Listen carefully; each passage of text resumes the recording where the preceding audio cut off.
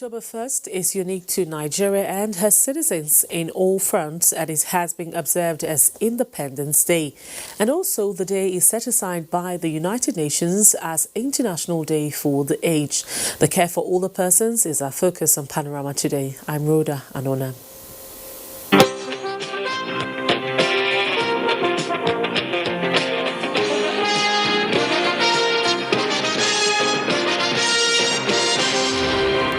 We begin Panorama today from the judiciary, where the leader of the Revolution Now movement, Omoyele Sowore, is arraigned in court this morning. Details of the hearing, presided over by Justice Ijoma Ojukwu of the Federal High Court, Abuja, will be brought to you in our subsequent news belt.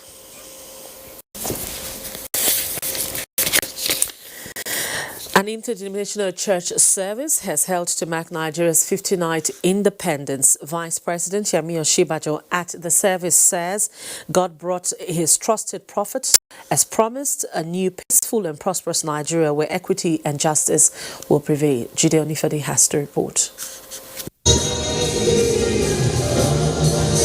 It's a message of hope as the nation gets ready for the 59th independence anniversary. And for a nation with a greater population of believers in the existence and power of God, Vice President Yemi Osinbajo brings the message that God is ready to take Nigerians into the promised land, as it is recorded in the holy books that he did for the Israelites by taking them out of bondage, suffering, and slavery into the promised land. The new Nigeria is here, and each and every one of us, our families and our friends, all of us will eat the pleasant fruits of this new land.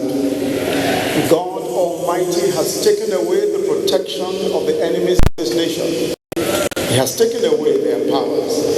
The noise we hear, the turbulence that we experience, are the last gasps of the defeated foe. The day of freedom is at the door. Former Head of State, General Yakubu Gowon, Secretary to the Government of the Federation, Boss Mustapha, the CAN President, Shupo Ayokunle, are among dignitaries that speak on the new Nigeria. Of the various self-inflicted crises and challenges in our nation today, we can come together in unity of faith, love and prayer to salvage our nation from its woes. Our mindset, not let us think of ourselves alone. The interdenominational church service is part of the programs organized to mark Nigeria's 59th independence. In Abuja, Jide Onifade and News. A British judge, Christopher Butcher, on Thursday ruled that Nigeria has permission to seek to overturn a judgment that will permit a UK-based private firm process and industrial development known as P&ID, the authority to seize over $9 billion in assets from Nigeria. Anthony Forsing reports. An Industrial Development Limited is a firm set up to carry out a gas project in Nigeria. It won a $6.6 billion award from arbitration after the said deal collapsed. From 2013, the $6.6 billion award went up to over $9 billion, and by August this year, a UK commercial court ruled that P&ID can seize Nigeria's assets in the same sum. The federal government of Nigeria, with this development, dispatched a high-powered delegation to the United Kingdom to present its case as to why the commercial court of UK should listen to each side of the story. We are here strategizing both on the legal and on the PR aspect of the case. Members of the delegation moved with confidence, armed with facts and figures as to why the UK court should grant its plea. That borders on fraud, corrupt practices, illegalities, jurisdiction, and the application of law as it relates. The federal government's delegation settled in the Nigerian embassy for days, counting down to the date of hearing. During these periods, the delegation assembled its legal team in the UK and those from Nigeria. Quite surprising case. I think the more information that's shared with the investment community in London, the better government will be able to push back on this quite shocking and disappointing situation. The UK lawyers will be working with the Nigerian government to set aside that judgment, which we believe to be unjust, unfair, and to have been procured using misrepresentation. Counting down hours to the hearing, there were high hopes of a positive outing. Obviously, the people we met here are so taken aback that they've gotten a lot of information that was hitherto not known to them concerning fraudulent activities of PNID. And with this narrative, I think the whole world will know that the judgment that was given to them was given based on information that was not made known to the court. Not the first. They had entered, the same actors involved in P&D were also in the IFCO judgment. Yes, the same people. And they had a lot of companies. They have series of chef companies. P&ID itself is a chef company that does not have any vote. It gives Nigeria an opportunity to meet members of the international community to tell our own story about the fraud that the PNID was all about. Then the hearing date. After 2 hours, Judge Butcher adjourned for another 1.5 hours. In the end, he ruled and granted Nigeria's request for a stay on any seizure while the legal challenges is pending.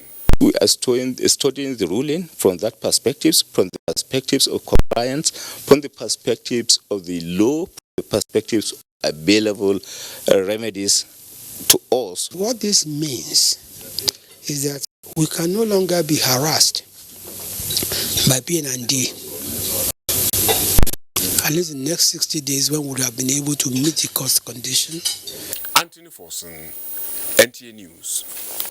October 1st, aside being Nigeria's independence, is set aside as the International Day to celebrate older persons. And to discuss the issue with me, I have here in the studio, and of course, an elderly person.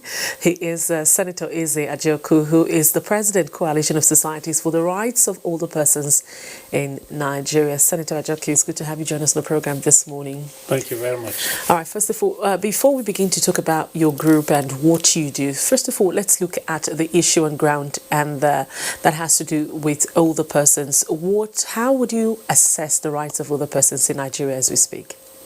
As we speak, older persons in Nigeria have no rights, defined rights. Okay. Because when you look at it, there's nothing an older person in Nigeria can stand up today and say, this is my right.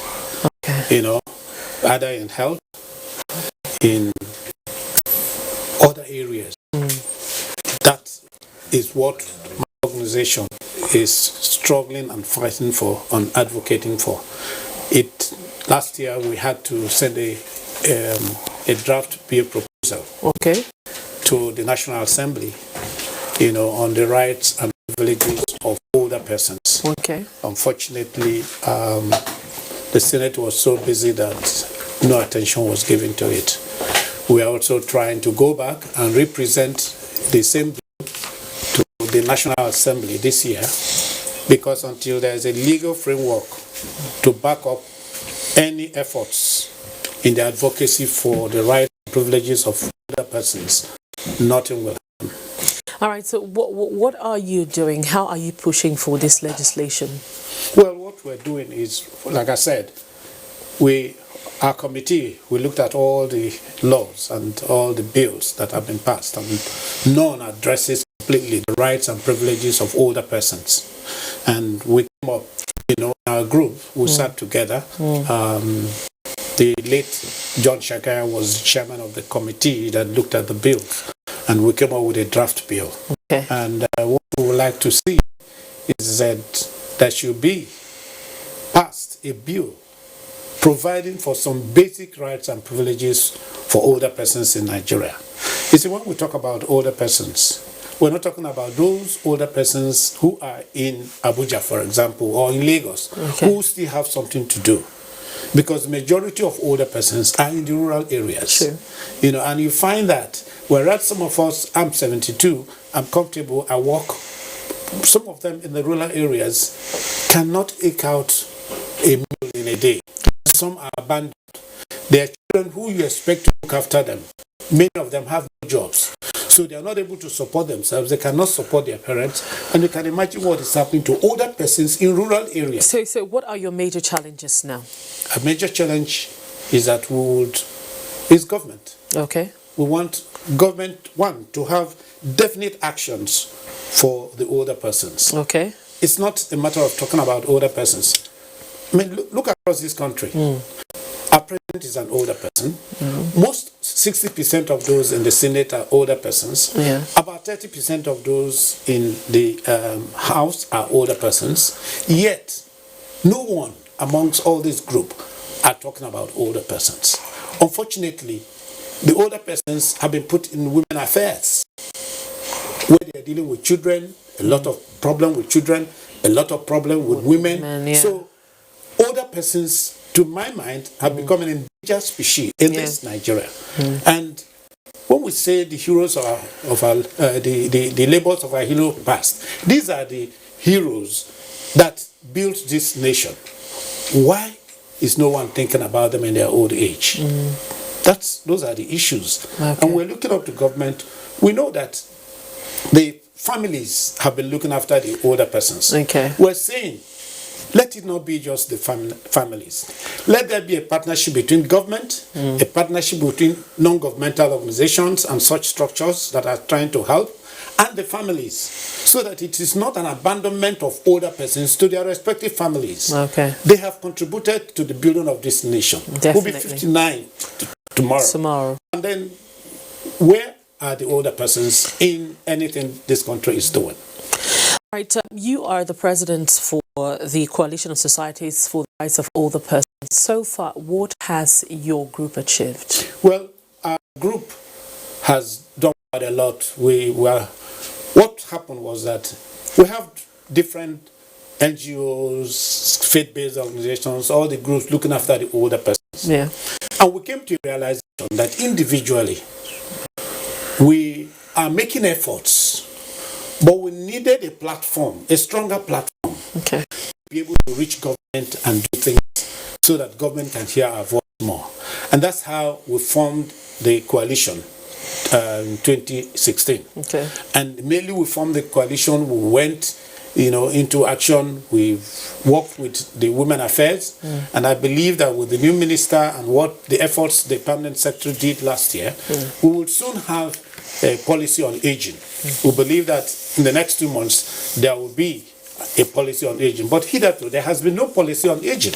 Okay. And there need to be policies that are addressing issues of older persons. So we've been working with Women Affairs to have that on ground. Okay. We'll be working with other organizations also, trying to see what can be done for the older persons. Last year, we held a national conference on aging in Abuja, together with other organizations, and it was. You have your group in other states, not just in Abuja. Yes, we have chapters in other states. We're starting up the chapters in different states. Okay. Imo State, these states. We're trying to coordinate all the NGOs working with older persons. Okay. We're forming this strong coalition so that at the state level, advocacy is going on within state assemblies, the governors, the ministries. And this year's conference, which is the second national conference, we are trying to mobilize all the state ministries of women affairs. That's where the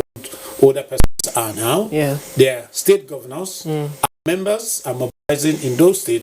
We're trying to come together to look at the issue with older persons. And we're seeking that government should intervene and be more definite.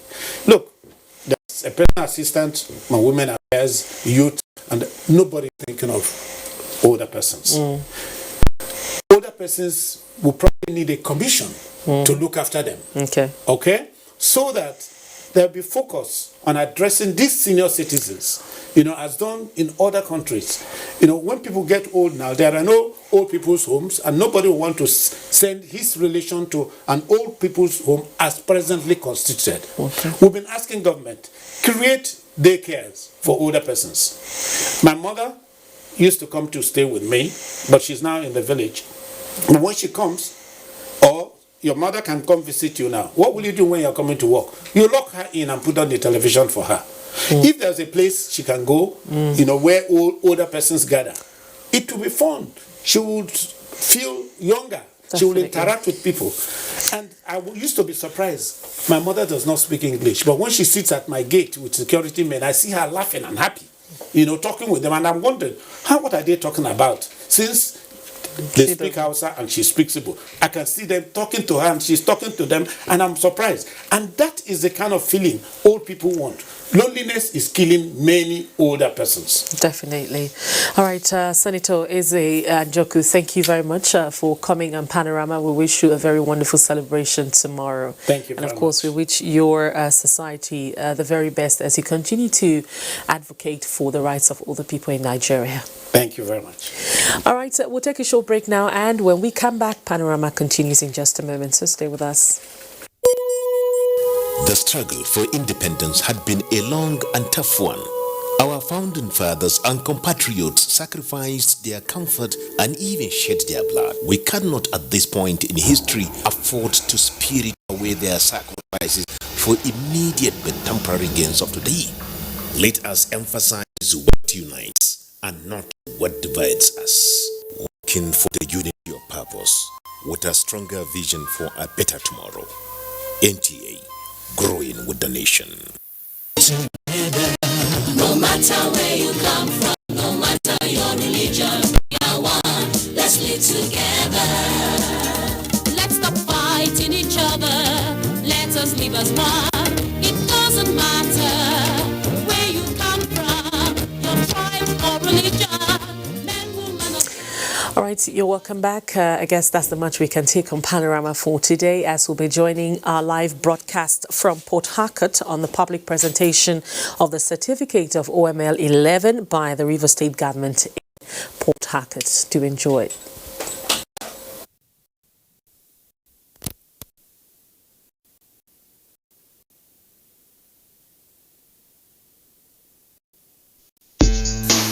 This is the network service of the NTA. We now join our outside broadcast crew for a live telecast. Please stay tuned. Of Rivers State from the activities of SPDC. That the impact is still there and unremediated since 1970, as admitted by SPDC ventilators they wrote seeking to clean the spill in 2006 while the case was at a trial court.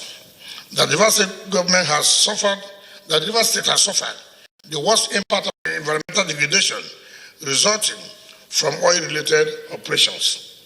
That the very difficult swamp and material waterlogged terrain of the Rivers State has impeded development as a result of increased construction costs, linear and non-existent infrastructures, and attendant rapid decay of the little we have been able to achieve as a result of oil-related acid rain and black